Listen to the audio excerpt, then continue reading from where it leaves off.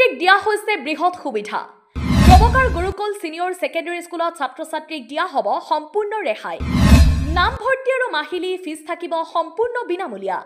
মেধাৱী ছাত্ৰীৰ বাবে থাকিব এই সুবিধাসমূহ নিৰ্দিষ্ট সময়লৈকে থাকিব এই সুবিধাসমূহ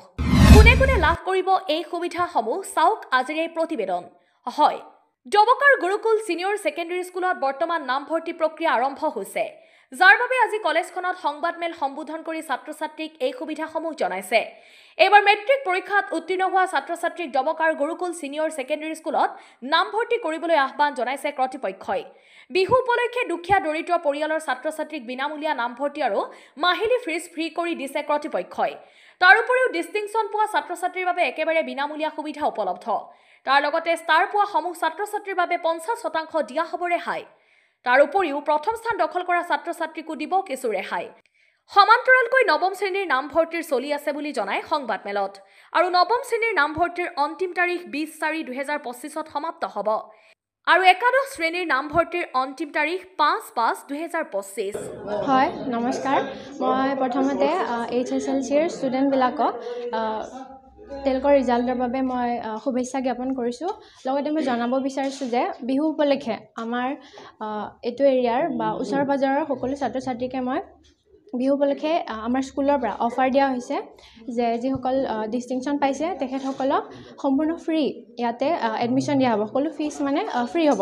আৰু লগতে যিসকলে ষ্টাৰ পাইছে তেওঁলোকৰ বাবে 50% ৰেহাই দিয়া হ'ব 50% আৰু ফাৰ্ষ্ট ডিভিজন পোৱাসকলৰ বাবে কিছুমান বিশেষ সুবিধা আছে গতিকে মই সকলো ছাত্ৰীকে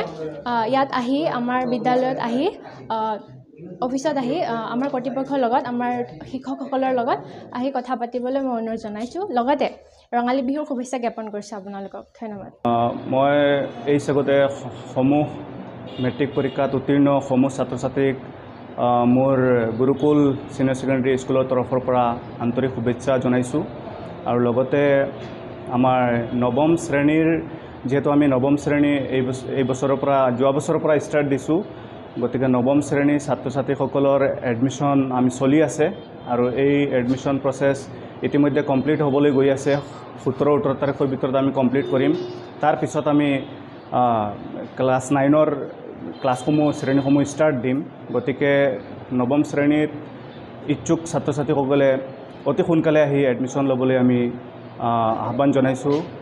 আৰু লগতে আমি মেট্ৰিক পৰীক্ষাত উত্তীৰ্ণ হোৱা ছাত্ৰীসকলৰ কাৰণে বিশেষ কিছুমান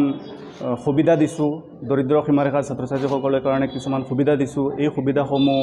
অতি সোনকালে সমাপ্ত হ'ব গৈ আছে আৰু বিহু উপলক্ষে আমি এই অফাৰসমূহ ৰাখিছোঁ গতিকে আপোনালোকে আহক আমাৰ স্কুলখনত এবাৰ ভিজিট কৰক আহি চাই যাওক কেম্পাছখন আমাৰ চাই যাওক তাৰপিছত আগন্তুক দিনত আপোনালোকে এডমিশ্যনখিনি দিবলৈ আৰম্ভ কৰক আৰু 17 তাৰিখলৈকে আমি এডমিশ্যন